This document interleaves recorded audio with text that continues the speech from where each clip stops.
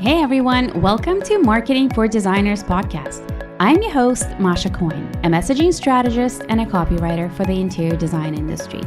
I've been marketing for over 2 decades, working for some of the biggest global firms. Today, I write website copy for designers like you using my signature voice of customer framework. This podcast is a bit of a passion project for me. If you are a designer looking to up your marketing game, elevate your online presence, and attract premium clients, you are in the right place. I am so happy that you're here. This podcast is all about sharing marketing stuff that actually works. I'm talking with professionals who know the ins and outs of marketing, from SEO experts to website designers, PR pros, branding specialists, and many, many more.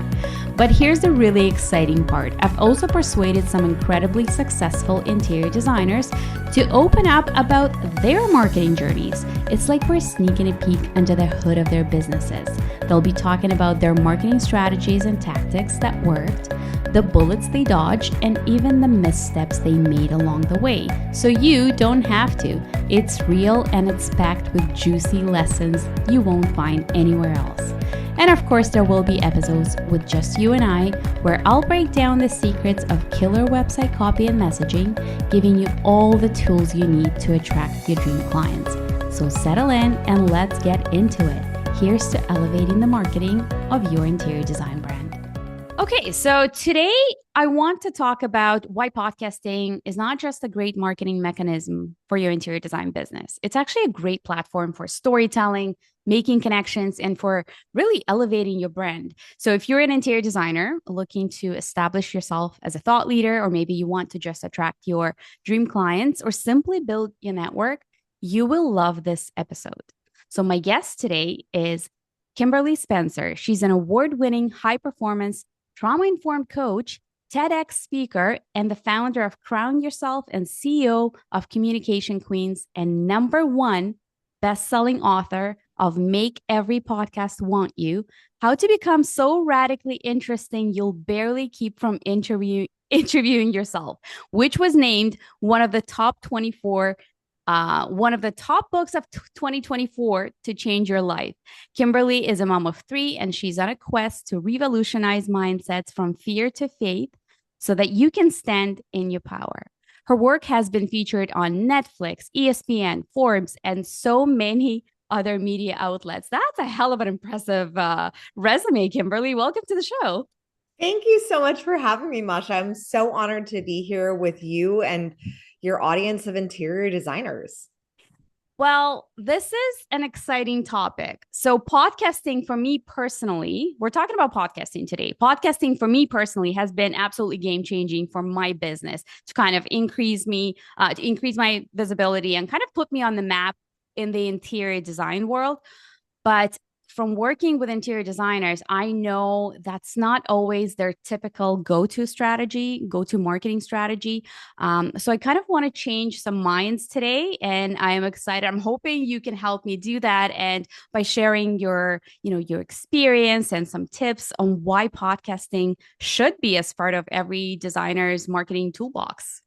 I think it should be a part of every business owner's toolbox. I mean, podcasting, whether you like it or not, podcasting was one of the mediums that definitely helped solidify the results of the election. Mm-hmm. And looking at that as, okay, well, that's a marketing medium that allows people to have a platform. And no matter whether your business is visual, like interior designers, or like I've worked with interior designers, I've worked with quilters, I've worked with different types of visual medium businesses, artists as well. There's an ethos and a vision and an aesthetic and a story that you bring to those visual elements. And podcasting provides a auditory platform for you to paint with words Mm-hmm. your ethos and your vision for who you are, what you stand for, what you want to create in this world. And that is very powerful, whether you're a politician or whether you're a business owner.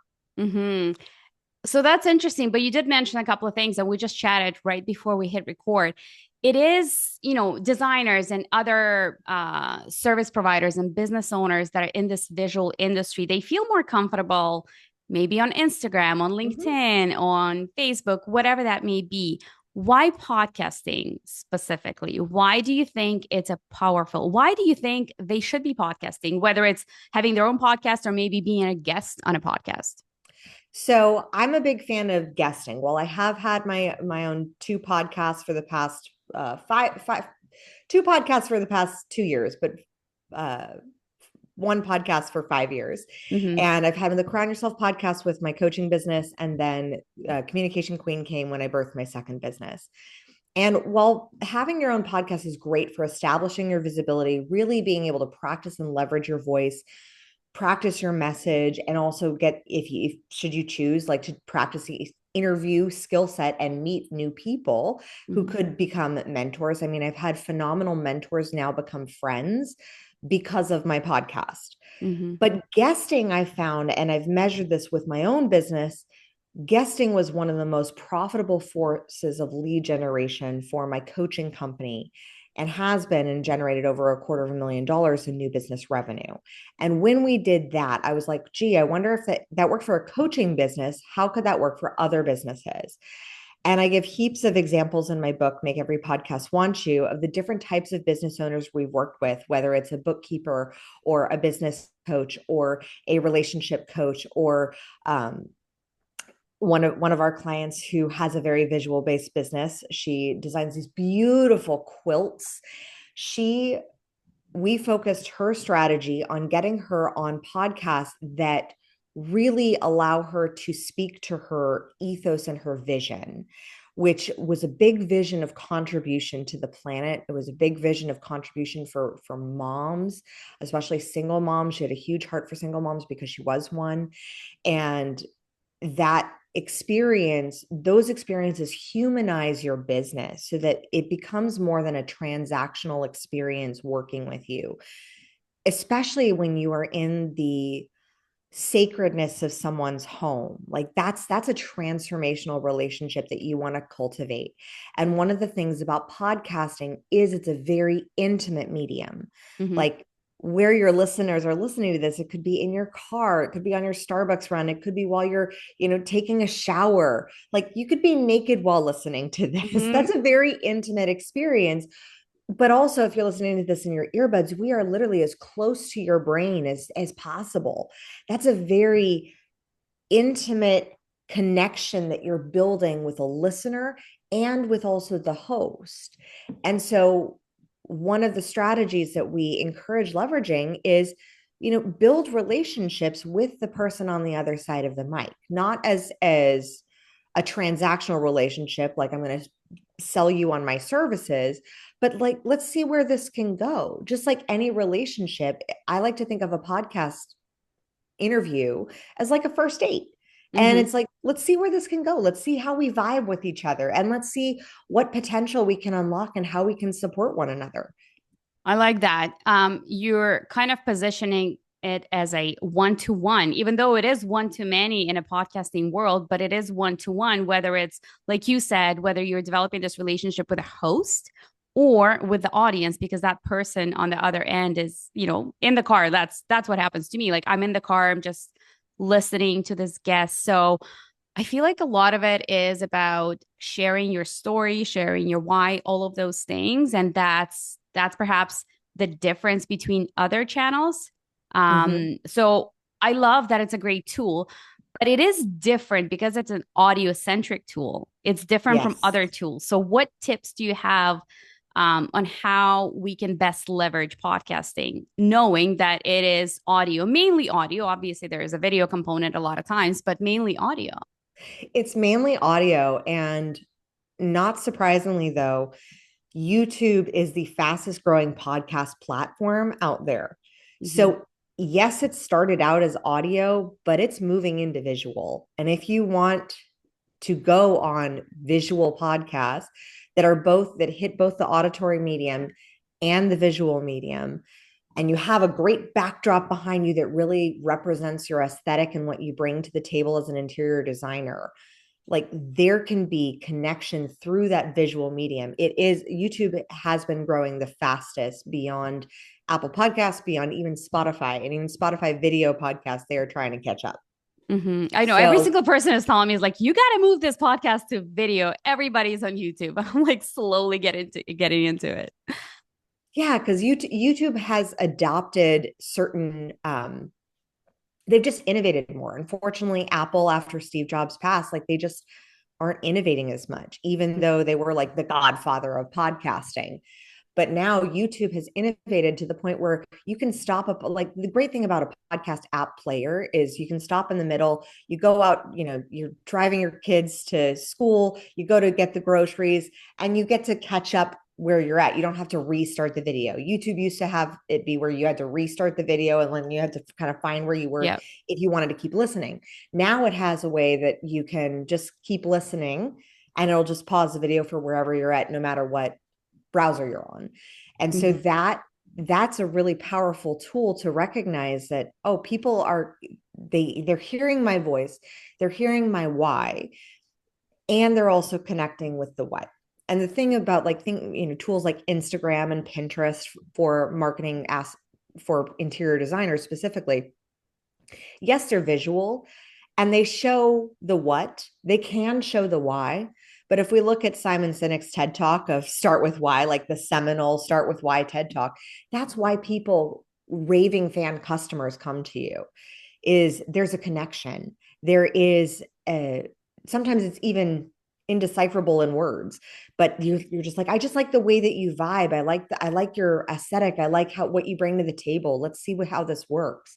And so if you can use language in a visual way, describing how you see a room, describing how you think about your process, that in and of itself can provide your ideal clients on the other side of the mic, whether they're listening or the host or somebody is looking at like, oh, I just want to update my backdrop, Mhm. like whatever it is, that can provide somebody a deeper connection to your work because they understand your why, so they'll buy into your what and how. Yeah, I agree with that. It's not often something that people can actually describe why they're vibing with this, why they're feeling a certain way about this person.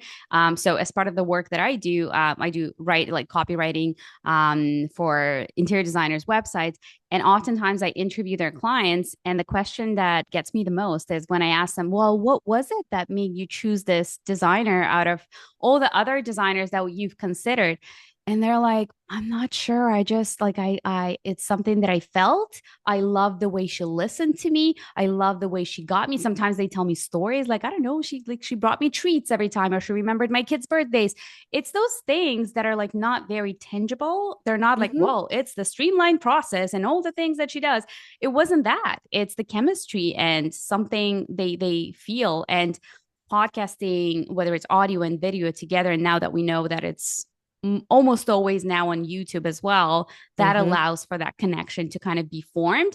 And if we compare it to Instagram, I feel like there's a lot more distractions. There's a lot of things happening there, right? So much more. Like the retention rate, and this is all in chapter 1 of my book. I break down all of the statistics Oh, of why podcasting versus social media.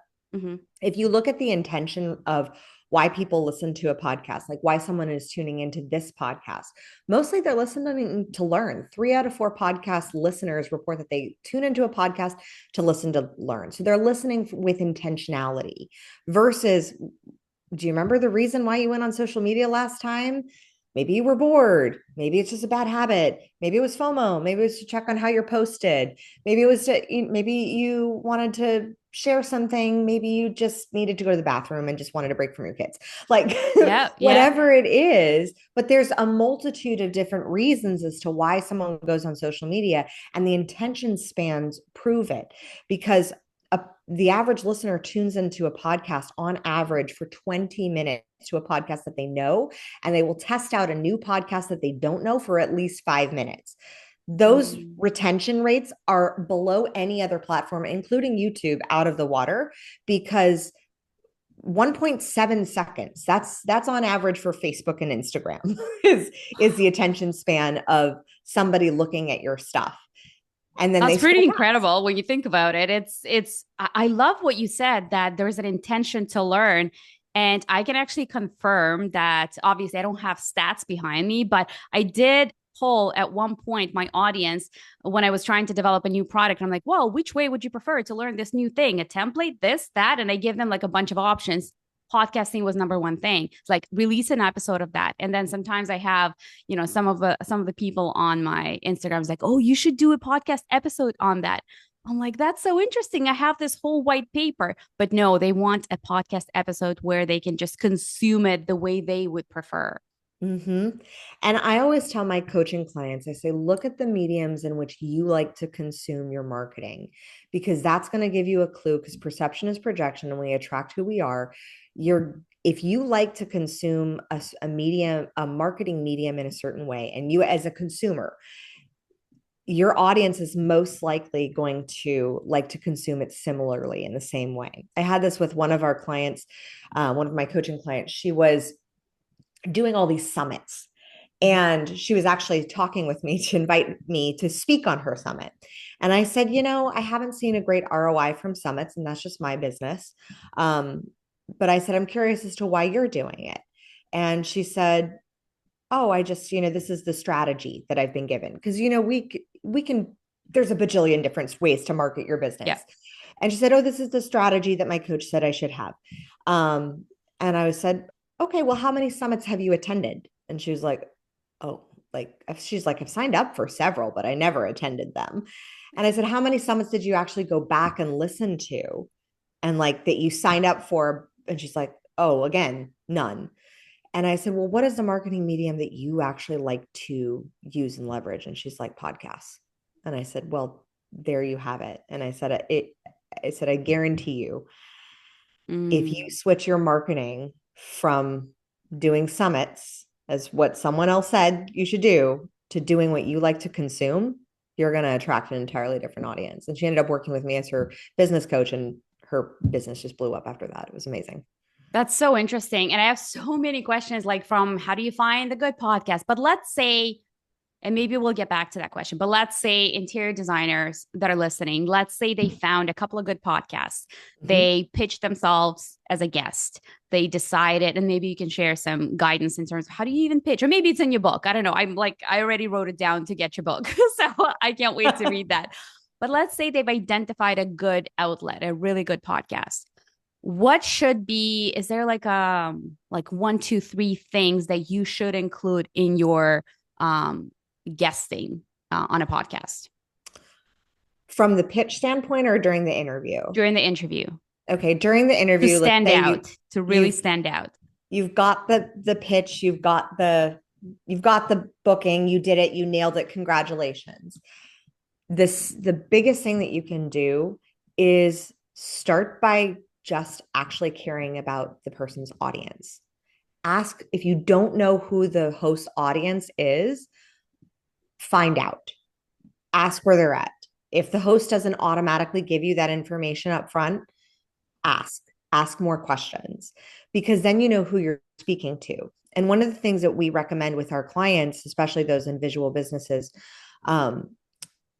that when you want to look at the podcast, not necessarily interior designers going on interior design podcasts, because as great as that is, that those are authority building podcasts. They will build your authority. They're great to have on the front end of your marketing to show that you are an expert in your industry, but they're not necessarily great for conversions. You want to go on the podcast that your ideal customer is listening to. So if there's a certain type of person, like one of the interior designers that we worked with as a business coach, she worked with high net worth families. She worked with high profile, high net worth families. And we said, look at the financial podcast. Look at how can you share your message in a way that communicates that by having an aesthetically pleasing home, you will actually increase your net worth and wealth. And that was the message that she was able to bring in. She said, oh, because she had case study after case study of clients saying they made more money after they had her come in, just because they had peace of mind. They could think when they were in their home. They had spaces to read and dream rather than clutter and chaos and not sure of where things were to be going and organization and all that. And so looking at those stories that you're sharing, share your client case study stories on the podcast interview, because those paint the picture for those ideal clients who are listening to say, oh, wait, that's like me. Or, oh, that's like me. And I've never thought about that with my home. I never thought about that with the clutter that is currently consuming because my kids don't have a place to put their stuff. Like those case studies provide metaphorical social proof examples of how you do what you do and the results that are created beyond the aesthetically pleasing visuals. And that's why, going back to your original point, that's why you get that kind of in-depth knowledge about the audience of this particular podcast, because then you know what are their pain points. They're not just there. Not everybody just wants a beautiful home. Sometimes it goes a lot deeper, which is why I do the client interviews, because I also want to understand the emotional whys behind a beautiful home. Sometimes it is simply to entertain, but other times it's to fit everybody at the table during Christmas and not turn anybody away and have a bedroom for everyone and all those things, or maybe just have like a reading nook or something like that. Yeah. So know your audience before speaking to them. Then you hit on those emotional points during whatever it is that you're discussing. Yeah, I had a phenomenal interview with an interior designer on my podcast, Communication Queen, where I asked her to explain her aesthetic. And one of the cool things about this podcast was that she was bilingual and she felt much more comfortable explaining it in Spanish. And she had a very successful business in Mexico. And when she explained it in Spanish, her heart just came through versus when it was English, there was the language gap of like trying to find the right words. And when with a little bit of coaching, she was able to feel in her body how to communicate in the same way that she does in her native tongue, in the language that she is now selling in as well in the US. And so it was a beautiful conversation to be able to see how she thinks about interior design and how she thinks through it with the client. And I think one of the things that most clients want to feel, no matter what business you're in, they want to feel like they have an ally. They want to feel like they have a partner, a support, somebody who understands, values, respects, and trusts them. And also trust that there's going to be a dialogue of communication in that relationship. They want to have a relationship. I love that. You mentioned so many great points, like having an ally and a partner. That's probably one of the most important reasons in any interior design and client relationship. But I also love when you talked about explaining your aesthetic, because a lot of times when I not necessarily ask that question, but when I see designers explain that on their website, oftentimes it's not something that can help them stand out. It's oftentimes it's modern, it's contemporary, it's, I don't know, like luxury. Do you have any advice in terms of how designers can be more effective in articulating and explaining their aesthetic in a way that actually speaks to their ideal audience? So I would say play with words. I love language. I love words. And I would also say ChatGPT. Like yes. Leverage AI, take pictures of what you've done, ask ChatGPT to explain your aesthetic back to you. That's so interesting. I like that. That way you have an objective third party looking and assessing. And you can also say, explain it back to me as if this was in Simply Modern, like the magazine. Explain this back to me as if it was in Vogue. And then you can see, is this the aesthetic that I want to go for? Is this the direction and trajectory of my career that I also want to design for? Because you can use AI as your ally to give feedback. We love AI. We use it all the time. I like that. But not to deliver, like, not to do the writing for you, because it sucks. Yeah, no, for sure. But you also integrating the brand voice here. So I love what you said, like explain it in a way that it would be written about in Elle Decor or Arc Digest or something like that, right? So you're now integrating not just simply taking the output as is, but you're tweaking it in a very specific voice that feels authentic, that doesn't feel like forced. Because sometimes the stuff that I read from ChatGPT, it's like, want to kill myself. It's like, immerse yourself. And it's okay. We know. We Yeah. know. If you say delve or treasure trove, we're done. I know. Oh my God. Yes, yes, yes. I like that. So that's a really good tip. And you can also ask your friend or a colleague or somebody, who's close to you, or maybe somebody who is not that close to you, because oftentimes people just, in your circles, you need that outside opinion, right? And that's To that's why I like to leverage AI, because friends will typically they don't want to hurt your feelings. They don't want to say anything that you wouldn't like to hear. And they also know you and they know how you're designing. So they they may skew their response versus if you ask an objective third party to say, hey, look at this picture of this space. Mhm. Tell me, describe to me the design aesthetic as if this space was featured in Vogue magazine. And then look at the words. So we don't want to look at the whole stuff of what it creates, but look at the specific words and see which ones really land and resonate intuitively with you.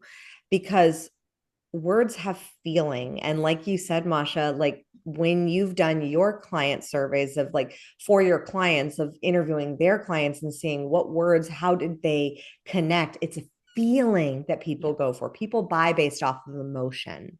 Oh, 100%. I truly believe in that.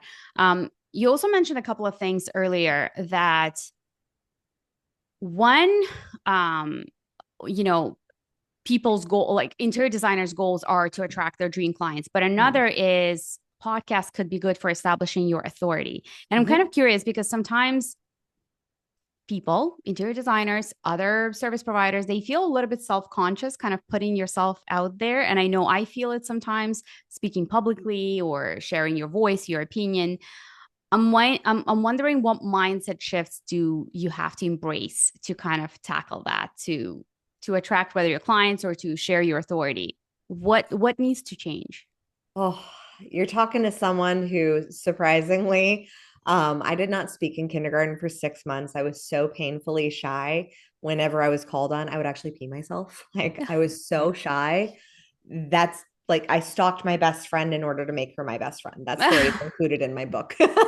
love that. It was great when I had to get her approval. She's like, "Oh, really? You're sharing our origin story from being friends for 32 years?" I said, "Yeah," because it goes to show that oratory skill set and communication, it is a learned skill set. It is practice.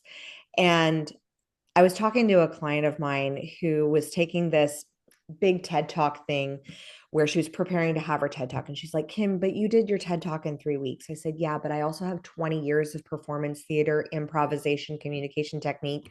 Um, and I've done over 250 podcast interviews. I think now it's closer to 300 where I've learned how to communicate my message. So, yeah, when I was presented with the opportunity to have a TED Talk and I only had 3 weeks to write, prepare, and deliver it, I was able to say, yes, I can deliver on that.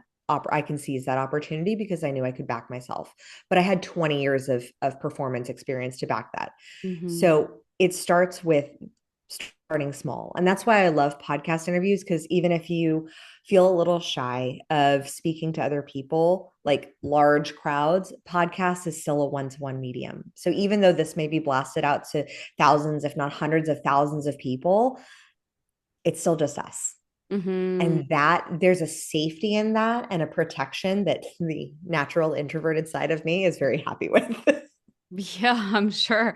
I mean, I absolutely loved your TEDx, and everybody should watch. I'm going to include a link of that in the show notes. I loved it, and you came across very confident and very prepared. I'm wondering, how did you prepare? Like, how did you know what makes the cut? Like, how did you know what should be as part of this? Because you could be telling a like all kinds of different stories, but you were very intentional about the stories that you shared about your father and the stories that you shared, like other stories, and your love of the sparkle, which I can now see that it's. It's very apparent. I confirm. How do you decide what to share? What story you're gonna resonate? So that year that I got my TEDx, within those 10 months, I had done 50 podcast interviews, and I've been creating content online for over a decade. And so I was aware of what would land. It also was a manifestation piece of getting the TED Talk, because I had three types of talks that I had in my Google Drive folder of like, this, when I get a TED Talk, these would be the three ones that I would talk about. And one was on possibility. And Mm, so it was very divinely orchestrated. And I had the practice of going on podcasts and seeing direct response. The beautiful thing about when you're going on podcast interviews is you have an actual real live human being across from you and you're seeing what lands and resonates. And so when you watch or review your podcast, if you can get over your own guilt and shame and like, oh my God, I said that, or my face did that thing. yeah. Like if you can get over that and you look at how is the other person on the other side of the mic responding and receiving my message, you'll see what lands consistently as you do more interviews over time. And I Mm, saw that both with podcast interviews and I saw that with my posts that I had been creating, especially in that time during when my father was in the hospital. There mm-hmm. was a lot of rawness to that I literally, there are pieces of my TED Talk that were just posts from that season of life when my dad was passing in the hospital.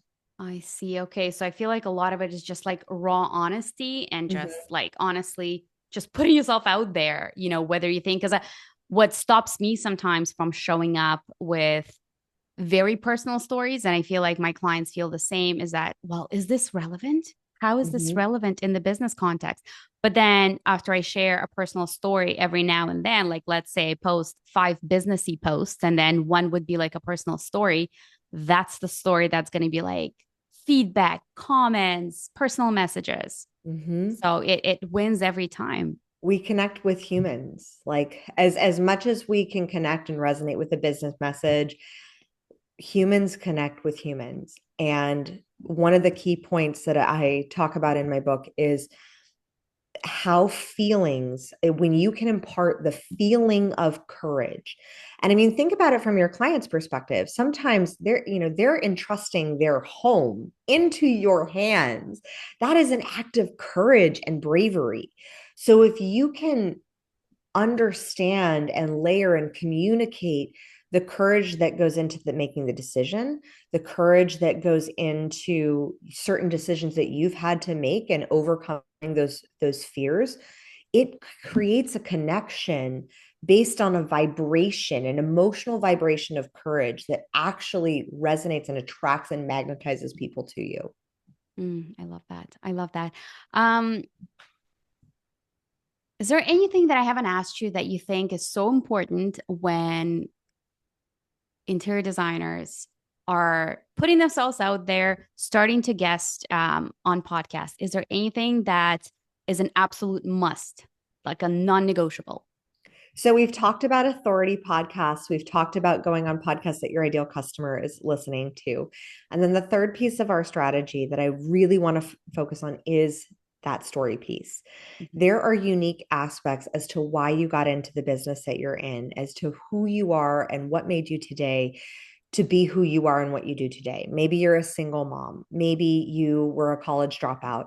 Maybe you are LGBTQIA. Maybe you are whatever. Maybe you had a background in fitness and finance and now you suddenly switched careers and you've done the mid-career pivot. Whatever it is, each one of those are potential podcasts where you can connect with a blue ocean of an audience, Mhm. because there are other people, there are other interior designers out there that will have the same authority as you.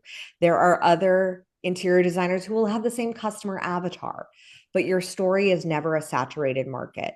And if you can leverage those pieces and parts of a story to communicate a piece of who you have been, or a piece of who you were, or a piece of who you are still, on those podcasts, you will connect to a whole new scope of potential clients, a whole new scope of audience that may not have even been looking for you.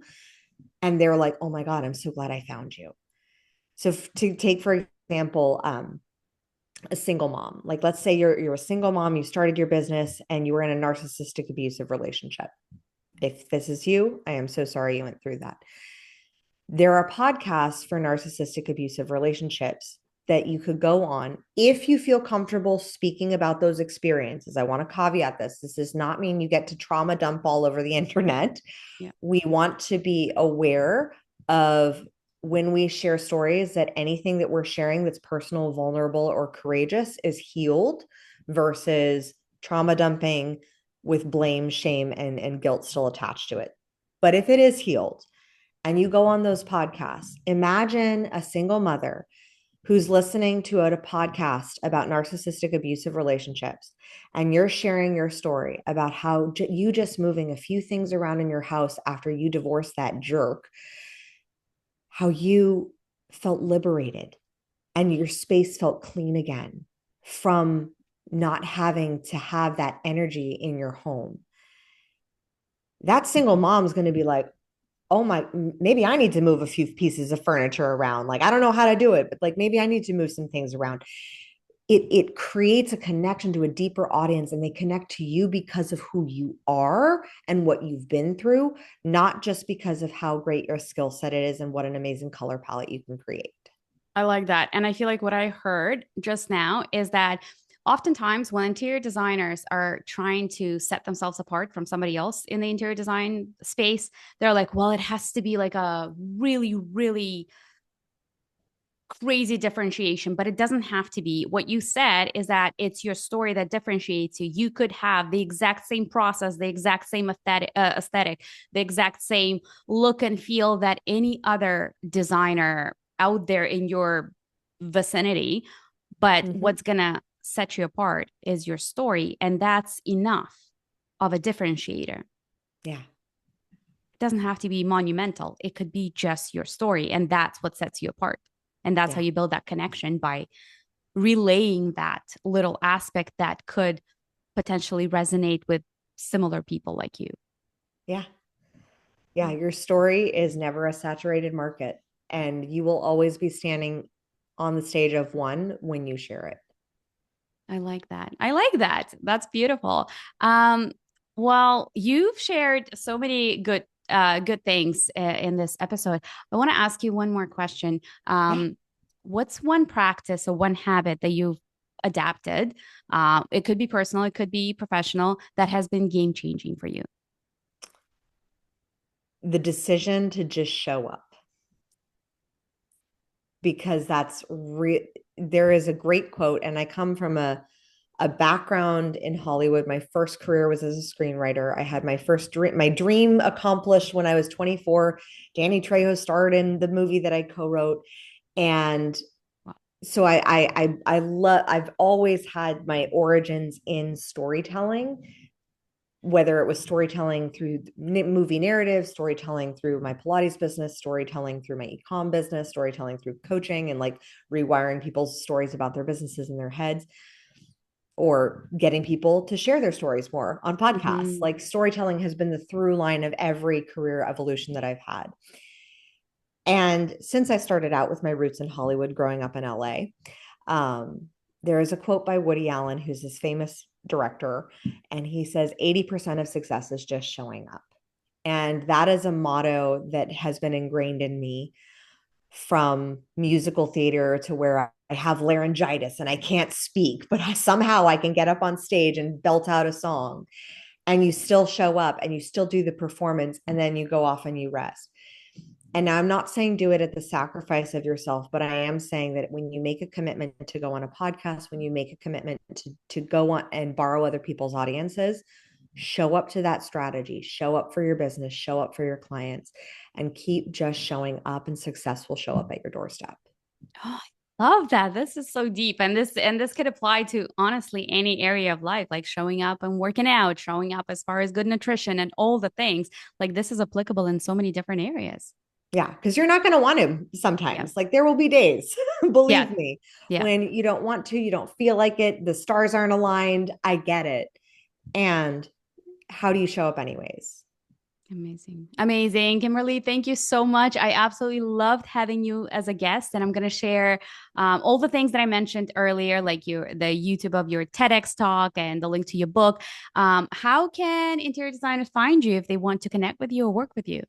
If you love this conversation and you want to dive deeper, just head on over to crownyourself.com/podcast to listen to our leadership and development podcast.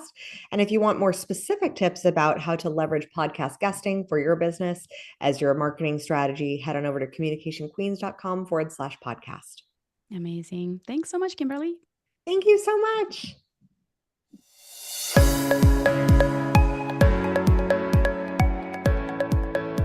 Thank you so much for tuning in to another episode of Marketing for Designers. This is Masha Cohen signing off. See you next week.